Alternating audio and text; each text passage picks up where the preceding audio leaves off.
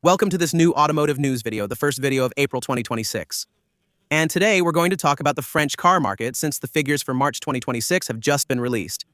And this is not an April Fool's joke. This is the first time in 6 months that the French market has shown positive numbers. We'll talk about it together in detail. And you'll see that even though these are very good numbers on paper, in reality, the French car market is still very, very far from being out of the automotive crisis. We'll then talk about Mercedes, which is announcing new versions and new trims for 2 of its SUV models.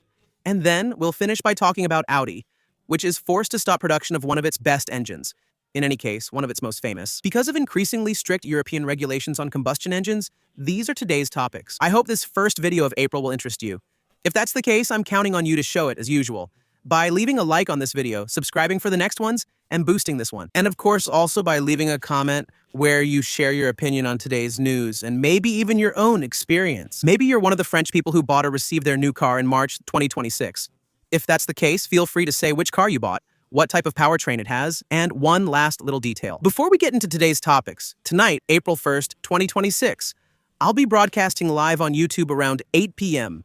to review the first quarter of the 2026 automotive year, highlight key events, and discuss general automotive market trends. Be sure to turn on notifications for my channel so you'll be alerted when I start the live stream and can join me in the community to discuss cars, specifically the French auto market. But first, a quick update. Audi has officially confirmed that its 5-cylinder gasoline engine, while not the brand's top seller, remains one of Audi's most legendary engines. Because it's thanks to this 5-cylinder engine in particular that Audi managed to make its mark in competition, especially in rallying in the famous Group B. This engine evolved over the years and, lately, was only found under the hood of its sports cars, especially the RS3. Audi confirmed that the costs to certify this engine to the new European Euro 7 standards were too high, considering the low number of cars sold equipped with this engine. Basically, it wouldn't be profitable. That's why Audi decided to discontinue this engine with the last Audi 5-cylinder models that will be released in 2026, even though there might still be some stock in 2027. But still, it's the end of an era at Audi. Alright, now let's talk about the main topic of this video since we're going to discuss the French automotive market. We have the figures for March 2026. Overall, they look pretty positive on paper, with an increase of 12.8% in registrations compared to March 2025 with 173,000 new cars registered in France. So that's plus 12.8%. It's very impressive on paper, but when you look a little closer at these numbers, you realize it's actually due to several very specific factors, and that it's still too early to really claim victory because, well, first of all, there was one more working day in March 2026 than in 2025, so one extra day during which dealerships could register or sell cars. But also because the basis for comparison was particularly low, since in March 2025, the market had dropped by 14.5%. So the basis for comparison was extremely low. And on top of that, we'll have the chance to talk about it again later in this video when we really focus on electric cars. It's still largely due to cars from the social leasing program that were ordered at the end of 2025. Which are still being delivered at the beginning of 2026. So in reality, this plus 12% in March 2026. Even though it looks good, it mainly reflects sales that were boosted at the end of 2025. And if we take a closer look at the order numbers since the beginning of 2026, we realize that they're down by 10%, and that sooner or later will end up showing in the 2026 figures. If orders are down by 10% for the year, it wouldn't be surprising to see a year with 10% fewer registrations, despite that 12.8% increase. It's still nice, even if it's not enough to save the beginning of 2026, which with this March 2026 is still at 2.1% compared to the first 3 months of 2025, with 400,000 units registered. Now, we're going to talk a little bit about powertrains, starting, of course, by talking a bit about internal combustion models. No surprise, fully internal combustion models, which are heavily taxed in France, continue to decline, with the total market share, so gasoline plus diesel combined, since the beginning of 2026, which stands at around 17%. Let me remind you that at that time, in 2025, we were still around 27 to 28%. In the first quarter of 2026, 78% of the cars sold in France were electrified, meaning either fully electric, hybrid, or plug-in hybrid, which has pushed the numbers up, especially thanks to company fleets, which have been 85% electrified since the beginning of the year. In March 2026, the market share of electric cars was 28%. Matching the record set in January 2026, and that's a slight increase compared to February. Pretty good numbers that, as I mentioned earlier, are still explained by vehicles from the subsidized lease program in 2020. which are still being registered early this year. But it's also largely due to the corporate fleet market, where electric cars account for 41% of the market share, while it's still around 20% among private individuals. This is mainly because, in any case, companies don't have a choice.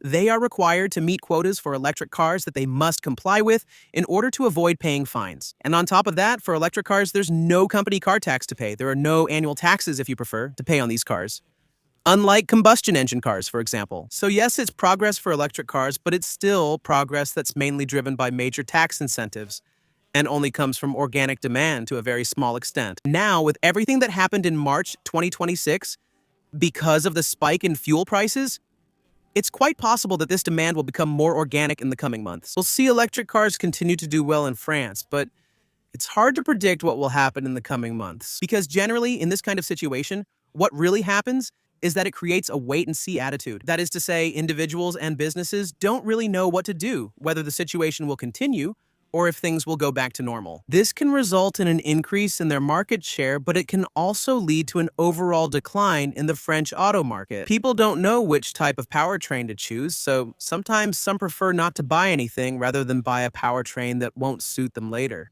Another piece of information about this March 2026.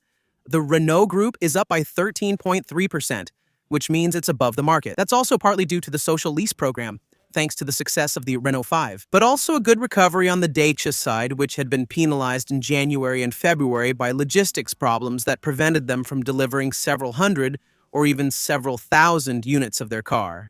Stellantis is also up by 2.7%. So it's up, but it's still 10 points less than the rest of the market, with a brand that's really in trouble, and that's Peugeot, which is still at minus 11.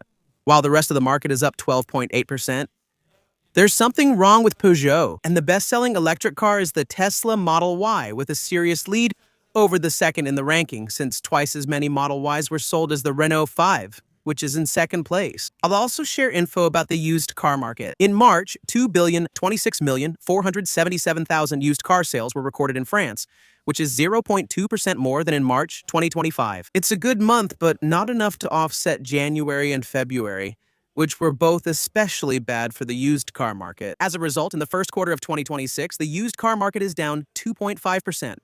We're talking about the same period in 2025. And another little piece of information, pretty funny, pretty quirky actually, about the used car market. Because of the increase in gas prices in France in March 2026, the French have been much more interested than usual in used electric cars. But even with this higher demand, the supply is so huge. There are 38% more electric cars for sale in France in March 2026 than in 2025. That the prices of electric cars keep dropping, with an average depreciation 10% higher than what was seen in 2025 at the same time. On a completely different topic. To finish this video, I wanted to talk to you about Mercedes, which is announcing new versions for several of its SUVs, for the GLS and for the GLE. Indeed, Mercedes has announced a new AMG version of the GLE, which now produces 577 horsepower, with the 3-liter inline 6-cylinder engine, which has been hybridized with a more powerful electric motor than before. Despite the weight, since we're still dealing with a vehicle that weighs over 2 tons, the performance improves with a 0 to 100 km/h time achieved in 4 seconds. The exterior design has been slightly modernized compared to the previous version, and inside this new version features what's called the Super Screen. It's several screens grouped together in a single unit. There's a display for the driver's instrument cluster, a screen for the passenger, and a central 14.4-inch screen. The seats and steering wheel have been completely redesigned, and the augmented reality head-up display also makes its debut in this version. The prices are not known yet, but in any case, this is a vehicle that will generally be too expensive for most people, probably above 110,000 euros, to which you'll have to add the tax penalty, but not the CO2 emissions penalty, since with the plug-in hybrid, it should avoid most of it. On the other hand, the weight-based tax penalty should add around 10,000 euros more. But that's nothing compared to the tax penalty on the GLS in 2026. Indeed, Mercedes is updating its GLS to add some of the features that have since been added to the Mercedes S-Class. So it's the same here. The Super Screen, the air purification system, a 5-zone climate control, as well as the connected adaptive suspension that can adjust the vehicle's settings using data collected from the conlet. Other Mercedes GLS models. On the engine side, the GLS gets 3 new engines, all of which are mild hybrids.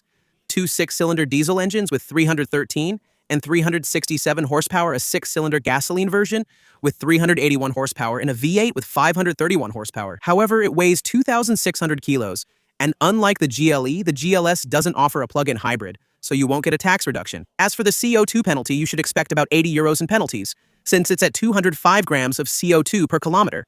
And for the weight, it's a €30,000 penalty. But just a reminder that in France, for now, penalties can't be combined beyond €80,000. But still, you have to count on €120,000 for the starting price of the vehicle, plus the €80,000 in penalties. The only deduction you can get is the large family deduction, which, for a vehicle with 7 seats, can make sense. A family with 3 children can expect a €50,000 penalty reduction totaling €30,000 in penalties. With 5 children, CO2 and weight penalties may drop to under €1,000. That's it. Those were the news for today, April 1st, 2026. I hope you found the video interesting. If you did, I'm counting on you to show your support as usual by leaving a like and subscribing for the next ones. See you tonight for the special live stream on the first quarter of 2026. Thanks for watching. Bye!